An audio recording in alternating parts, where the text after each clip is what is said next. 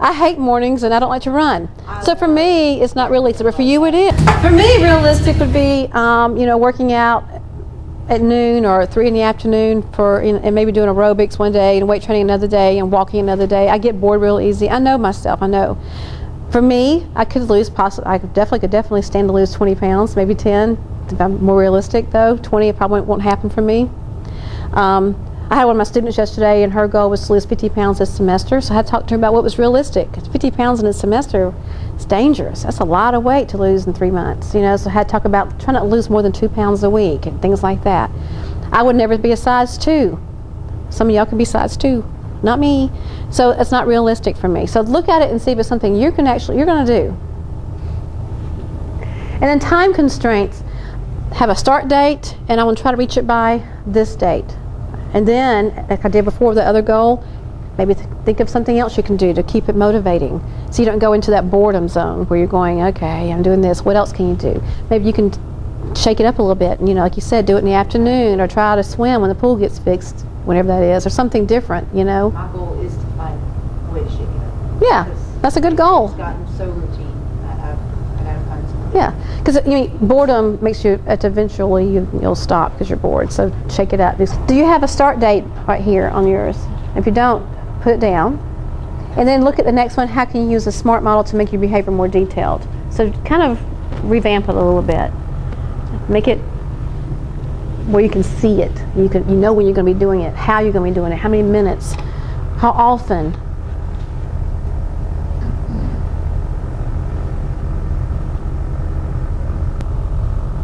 I want you to have it so detailed that you can just picture it. You can just see yourself. You can taste it. You know what you're doing.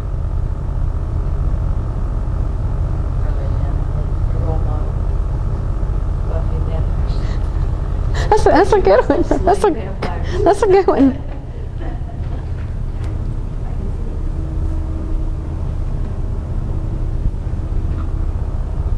You may want to share their revised behavioral goal with us. Their great new SMART one. Did you get yours more detailed? What is it? You want to tell us now what it is? Well, mine was actually quit eating, or not to eat, like white flour products, you know, like breads and stuff. Right. I love bread. Okay. And so I revised it, and I don't think it sounds right, but I put eat no white flour breads every day for the next 3 weeks, and I will start tomorrow. Okay.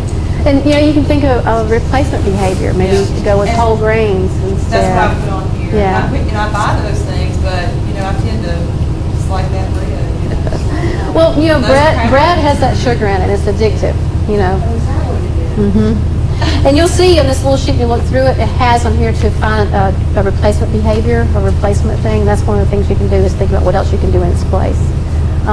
John, did you want to tell us, you said walk, what's yours? You have it more detailed now? I was just going to walk Tuesdays and Thursdays. Perfect. 12:20 to 1 Tuesday and Thursdays. Perfect. That's what you want. That's so detailed. That's good. I'm not having stocks with that leaves. I'm going to be out there with a little stopwatch. Oh, good. It's going to be the motivation. Okay, so what's needed now is willpower to keep you on target here. Some things that will help increase your willpower. Willpower is like a muscle, and it's something you can build and you can work on, but it is limited. Things that cause you to have less willpower is fatigue and stress. So make sure you have at least 7 hours of sleep a night. If you're tired, you're more likely to eat junk food. You're less likely to exercise. If your goal was to quit smoking, you're more likely to smoke. All those kind of things tend to come back on you when you're tired. If you will tackle your challenging task first. If you have something that's really hard for you to do it first. Don't put it off. Go ahead and get it out of the way. That'll help.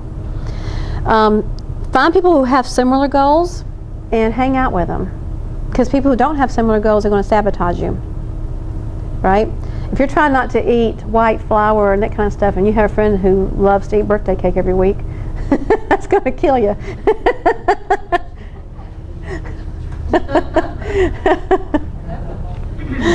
Reduce stress Deep breathing exercises, counting to 10. Try not to have too many things going on. That's going to help you. You can strengthen by practicing. The more you practice, and if you have that behavior, that temptation calling you to go to the kitchen and you don't do it, the more often you don't do it, the stronger that willpower is to not go and do that, right?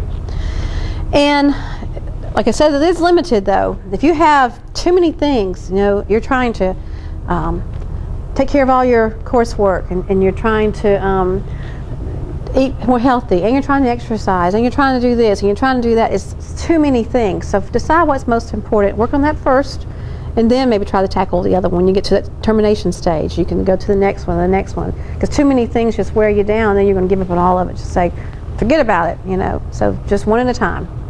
I have a question, Dr. Stone. Maybe you might know, we're going to determine right now. How long does it take to make something kind of incorporated into a habit? Between 6 weeks to 6 months. Again, it's individuals. Yeah, some people, they can do it really fast. 6 months. For most people, if you have a hard time making it a habit for 6 months, you should definitely do it.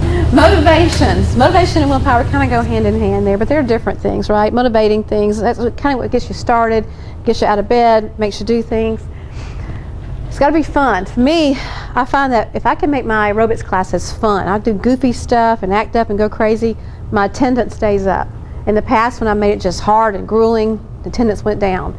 And I figured out people would keep coming as long as they were having fun. They're not going to keep coming just for the workout. So I got to do things to shake it up, make it fun. So do the same thing for yourself. What can you do to make this more fun? Maybe listen to music you like, get a friend to walk with you, do whatever it is, whatever makes it more fun for you. Put sprinkles on your wheat bread, I don't know. Do something to make it fun. Change it up, because boredom kills motivation. So do different things. How can you make it more so that you're not? Maybe not for you. Boredom is my motivation. That's the problem. I know. Some people it is. Funny. My director when I was at South, the fitness director there, the campus recreation. You may know Dr. Theodore. You know him. He's over in the history department. He could go on the track 10 times around was a mile. And he could do it for an hour and a half. 10 times around, running. I would shoot myself in the head. But for him, it was motivating. So some people are that way. For him, it was relaxing even. Okay, make sure you're being challenged, but not too much. So if you're bored, you're not being challenged enough. If it's too hard, you're going to give up. So it's sort of a thing. We'll make it so it's attainable, but not, where it's so hard, there's no way you can do this. And we already kind of touched on that before. Stay in control and take responsibility for your own behaviors. If you fall off the wagon, you're eating the junk food again. Well, so-and-so brought these brownies in here. It's not my fault. No, it is. It's you. You got to take responsibility. It's all you.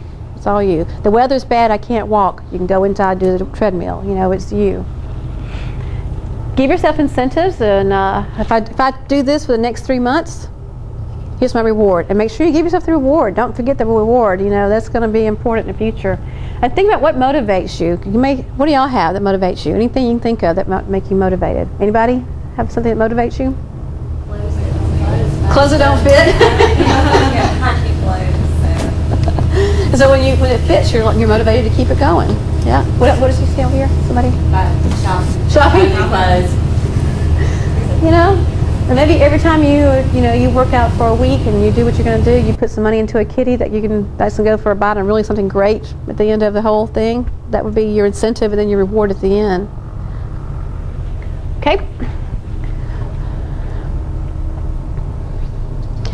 I had on that sheet 29 different strategies, but I've kind of narrowed it down to 6 here.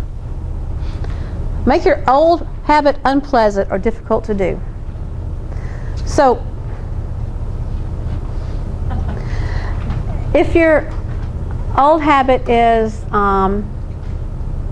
like if somebody wanted to quit smoking, if they were to make it really hard for them to get the cigarettes, they put it outside under their doghouse or something, so they have to go out and dig, make it hard to fail. Find a way you can make it hard to fail. I always tell those people to go smoke in a closet. Right. I think they just get used to smoking in a closet. That should be it. If the junk food is your thing, put it where it's really hard for you to get to. Make it so, or don't have it in the house at all. You got to get dressed and go to the store and get it. So think of how you make your old behavior more difficult, and then make your new habit more rewarding. Make it so it's a better choice. You know, we tend to do what's easy and what's most rewarding as humans. We want to be rewarded. We want things to be fun, and we like things to be happy and not so hard. So try to make it so it's different than what it is now. Does that make sense? Okay.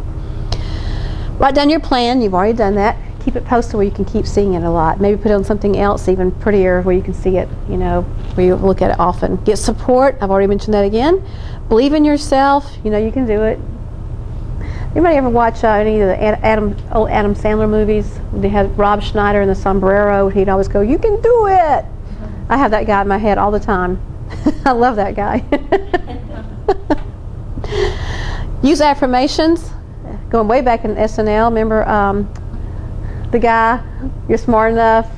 What, you know what I'm talking about? What's his name? Stanley or something? Stuart Smalley, that's it. The senator now, Al Franken, and you deserve it. You know, so you know it works. Use some affirmations. It does. Take baby steps. Don't do too much at one time. Identify your obstacles and your triggers. This one is so important. What's blocking you right now? What's preventing you in the past from doing this? What are your triggers? And then identify alternative behaviors. I would say of all of these six, all of these things, these are the most important.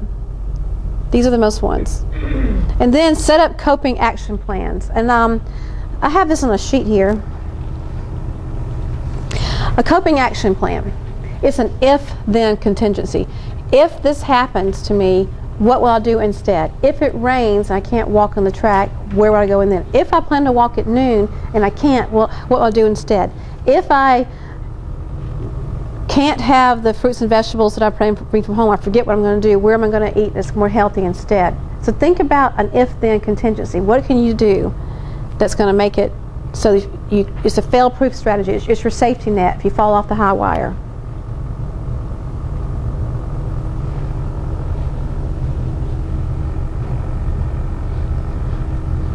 And then, if you want to, while you're there, go ahead and write down your role model. We have Buffy the Vampire Slayer over here as her role model.